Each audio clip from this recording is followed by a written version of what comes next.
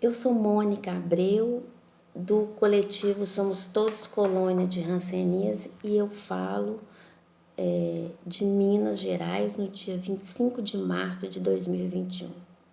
Ocorre que na década de 30, 40, até na década de 60, as crianças cujos pais eram diagnosticados com hanseníase, eles eram separados dos pais de forma violenta e pela polícia do estado e levadas para creches, educandários e preventórios, ou segregadas com os pais do convívio social em colônias de hanseníase. Aqui em Minas Gerais foram construídas 5 colônias de hanseníase em 5 cidades diferentes. A literatura nos informa que nesse período todo cerca de 8.000 crianças foram separadas de seus pais. Então, no ano de 2018, o coletivo Somos Todos Colônia de Hanseníase teve a ação audaciosa de planejar uma luta importante, que Minas Gerais reconhecesse que neste período o Estado havia cometido um crime contra essas famílias, contra essas crianças. Uma ação audaciosa pelo conceito e pela importância histórica, mas também pela conjuntura. Havia um projeto, ainda há um projeto similar ao nosso, a bem da verdade inferior ao nosso, em Brasília, que já faz 15 anos e não saiu nem da primeira comissão. Não seria fácil convencer os deputados que têm seus próprios projetos, que têm suas próprias bases eleitorais, de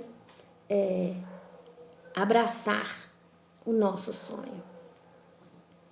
Nesse período, nós tivemos uma reunião na OAB do Rio de Janeiro com a representante da ONU, Alice Cruz, com outros estados brasileiros para explicar para esses estados e para a representante da ONU a nossa proposta.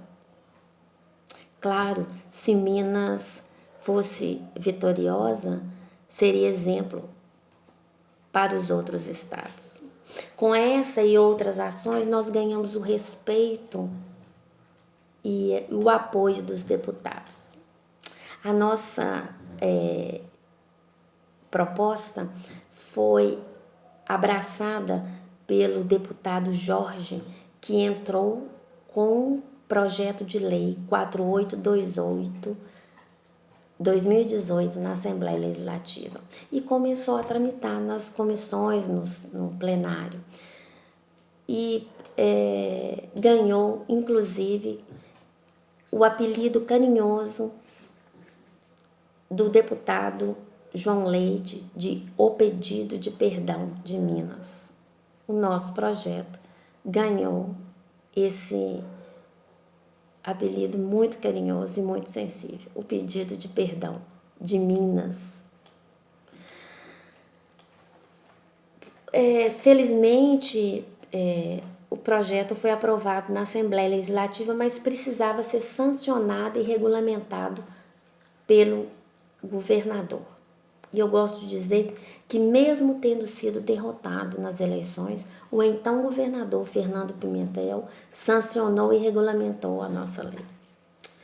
Nesse ponto da nossa luta, nós tínhamos um outro desafio. Agora já tínhamos a lei, mas precisávamos que a lei saísse do papel. E enfrentamos 2 adversários. Um segmento de adversários desse grupo de pessoas em Brasília que não queria que a nossa lei fosse colocada em prática, certamente temendo uma comparação do nosso sucesso e com as dificuldades deles. Uma bobagem. Quando o preconceito é rompido, é superado, em qualquer lugar do mundo nós temos que comemorar e não nos colocar contra. E o outro opositor, um governo Zema, um governo insensível, um governo burocrata, um governo que se esconde atrás da pandemia para não fazer nenhuma atividade social e ainda diminuir o salário dos servidores públicos. Nesse momento, nesse período da nossa luta, nós ganhamos 2 grandes apoiadores. O Senado Mineiro, através do professor e senador Antônio Anastasia, e do Congresso Federal, através do deputado federal Rogério Correia. Então, o governo propôs uma indenização de 14 mil.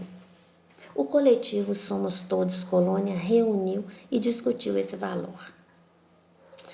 Pesou na discussão a pandemia, a fome, o desemprego e a falta de esperança de resolver essas questões a curto prazo, tendo em vista um governo federal que trata a pandemia, a morte e o desespero de uma população sem levar em consideração a compaixão e as determinações científicas.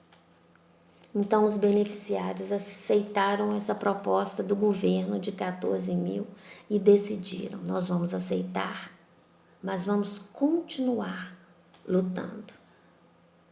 Então, hoje, no dia 25 de março, o governo inicia o pagamento das 5 primeiras pessoas que fizeram requerimento. No dia de hoje, o governo de Minas é réu confesso. Ele é réu confesso de um crime que cometeu desde a década de 30. Nós de Minas somos o primeiro estado do Brasil a termos uma lei sendo colocada em prática de que o Estado brasileiro poderia ter agido de outra forma como outros países agiam em relação a essas famílias diagnosticadas com hanseníase. Eu não tenho vergonha de dizer, como diria o filósofo Nietzsche, não tenho modéstia, a falsa modéstia de dizer que nós nos sentimos orgulhosos de estarmos à frente e de sermos idealizadores do pedido de perdão de Minas. É com muita felicidade que hoje eu comunico a todos os filhos da hanseníase de Minas e do Brasil que o Estado mineiro reconheceu na prática um crime cometido contra vocês, segregando-os da sociedade ou separando-os de seus pais. Certamente, ninguém tem dúvida que há um preço a ser mensurado para pagar uma separação de um pai, de uma mãe de seu filho. Não há preço nisso, não há valor nisso. Mas o coletivo, Somos Todos Colônia de hanseníase, entende que esses 14 mil reais é a primeira parcela da indenização. O coletivo entende que esses 14 mil reais vai diminuir o sofrimento de muitos que estão desesperados com desemprego na pandemia. O coletivo Somos Todos Colônia de hanseníase entende que esse valor vai oxigenar a nossa luta, vai nos dar fôlego para a nossa luta. E eu quero, por fim, dizer ao grande parceiro e conselheiro, ouvidor do Tribunal de Contas, Durval Ângelo: nós vencemos, Durval! Nós vencemos, Durval! Nós reescrevemos a história com a tinta do amor, com a tinta da persistência, com a tinta da luta. Muito obrigada, Durval, pela sua companhia, pela sua força, pela sua solidariedade. Eu honro a minha família, e eu honro a minha mãe falecida.